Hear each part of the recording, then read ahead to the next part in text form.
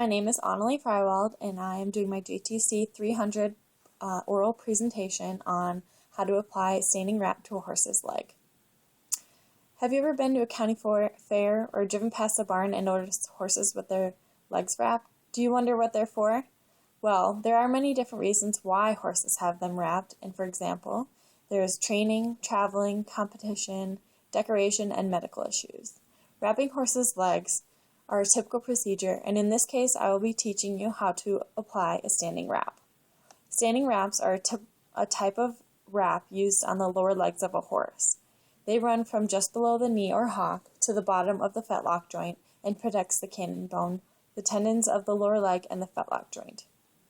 They are used to prevent or reduce swelling of the legs. This application of standing wraps is very important and should be known by all horse owners and anyone working around horses. If not applied correctly, serious damage can be done to the horse's legs and your bank account. I will be covering the following points to succeed in applying a standing wrap to a horse's leg.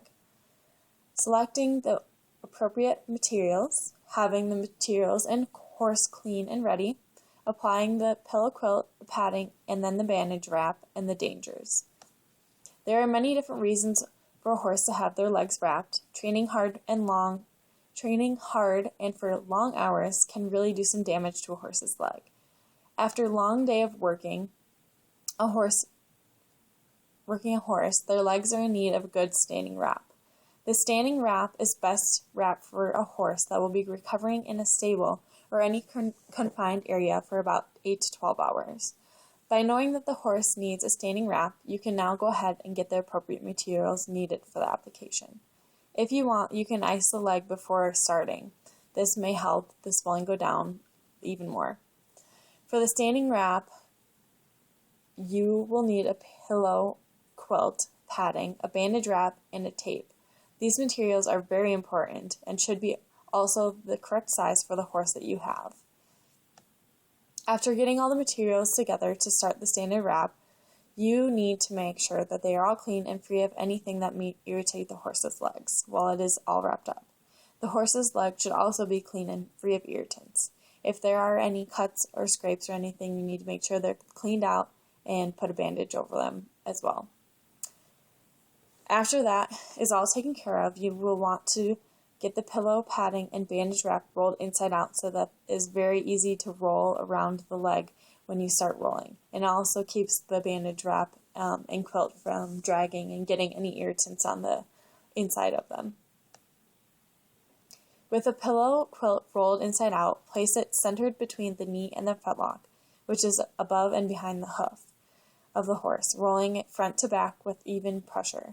There are different sizes of paddings, but it should cover from below the knee to a couple inches above the hoof. Wrap counterclockwise in left legs, counterclockwise in right legs, and the ending of the padding and bandage should always be on the outside of the leg. Next, you have to take the bandage wrap and start at the inside of the cannon bone, which is the bone that extends from the knee to the fetlock, with even pressure wrapping down the padding. Make sure you're definitely overlapping the wrap a little bit each time, and then at the bottom and the top leave about a half an inch of the bandage showing. To secure the wrap at the end, you need to use bandage electrical tape. If you don't have those, you can tuck it inside the wrap. By applying the wrapping evenly around the whole wrap to finish the procedure will be perfect. Finishing the procedure is always delightful, but in some cases you have to repeat if not done correctly. If the wrap is too loose, it may fall off and scare a horse. If the wrap is too tight or uneven, tendons may hurt and circulation may be cut off.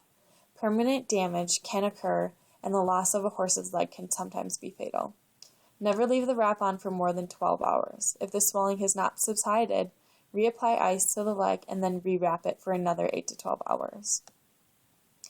Now that you are a professional and are more knowledgeable of one of the wraps you see around town, you can teach other people.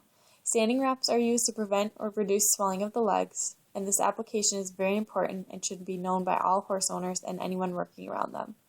By understanding the process of applying a standing wrap, the cost of medical bills or the loss of a horse's life can be avoided. Thanks.